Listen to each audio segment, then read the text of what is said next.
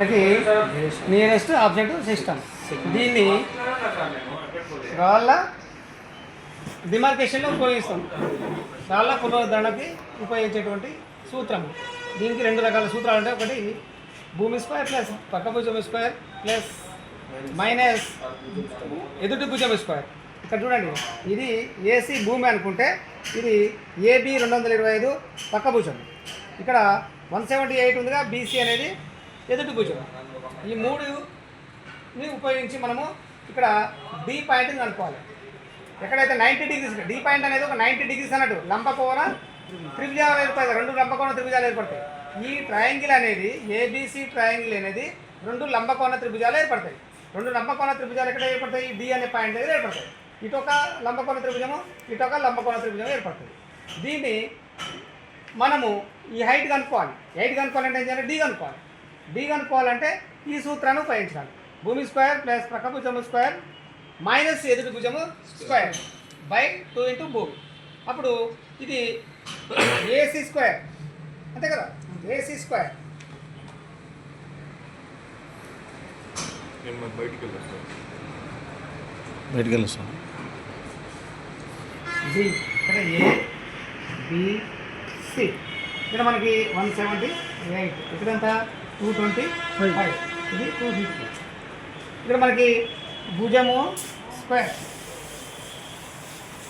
Plus పక్క భుజము square minus ఎదుటి భుజము స్క్వేర్ డివైడెడ్ బై 2 ఇంటూ భూమి. ఇక్కడ మనకు భూమి ఎంత? 250 స్క్వేర్ ప్లస్ పక్క భుజం ఎంత? 225 square minus 178 square divided by 250 into 2. 250 కొట్టే 250 స్క్వేర్ ఇంటూ ఎం ప్లస్ కొట్టే 62,500 62,500 ప్లస్ 225 ఇంటూ ఎం ప్లస్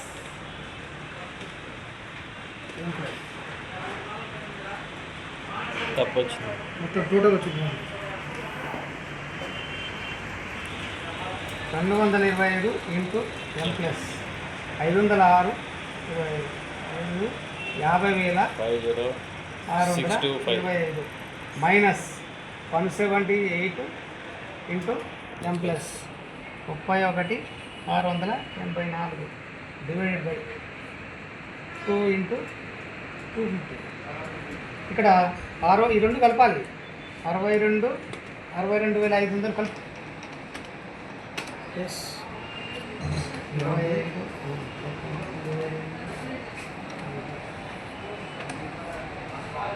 చెప్పు ఎంత మైనస్ సార్? టోటల్ చెప్పు. 11 అంతే సార్.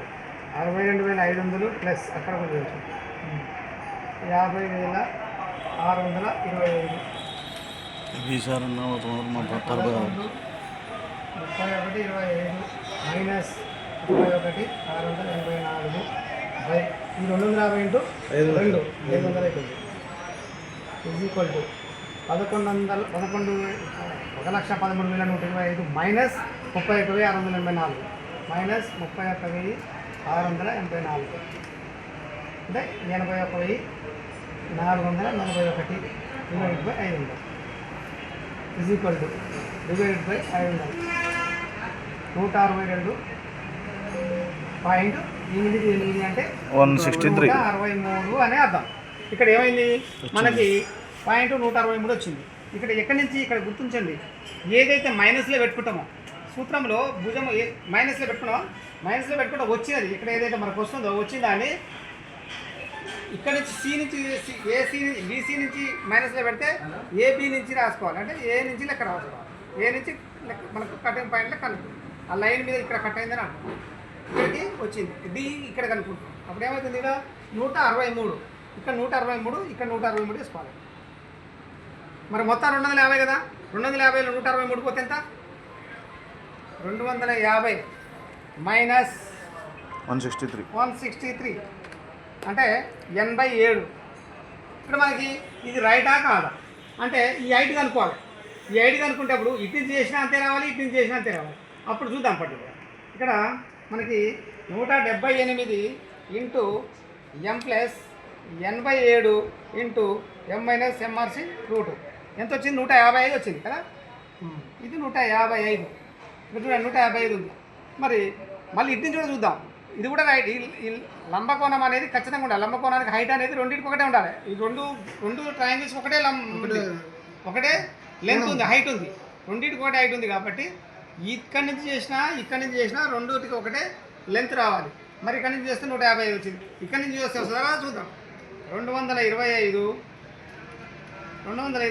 ఇంటూ ఎం ప్లస్ 163 ఇంటూ ఎం మైనస్ ఎంఆర్సి రూటు ఇక్కడ 155. ఓకేనా? ఎక్కడి నుంచి చేసినా 155 వస్తుంది.